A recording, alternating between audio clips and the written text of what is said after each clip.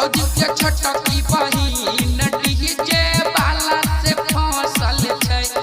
हमर भौजी के छोटकी बहिन डीजे वाला से फसल छै। डीजे वाला से फसल छै, छौरा पलटरा से फसल छै। कि हमर भौजी के छोटकी बहिन डीजे वाला से फसल छै।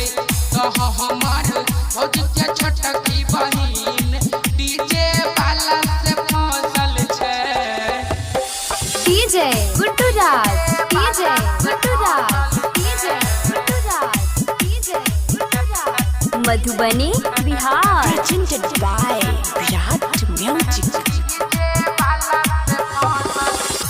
त छुप कर छेलही बात, घूमे जाय छेलै लभर के साथ रो भाई, घूमे जाय छेलै लभर के साथ।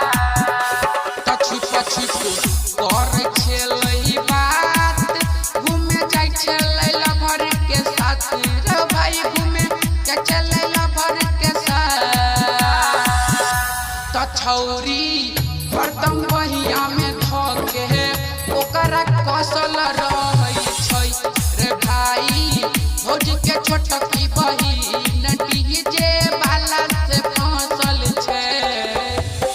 डीजे गुड्डू राज, डीजे गुड्डू राज, डीजे गुड्डू राज, डीजे गुड्डू राज, मधुबनी बिहार।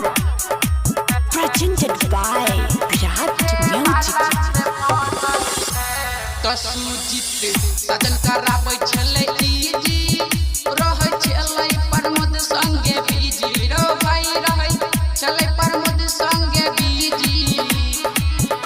त श्याम दी बना कराबै छलै इजी, रहै छलै सरोज संगे बीजी रो भाई, रहै छलै सरोज संगे बीजी।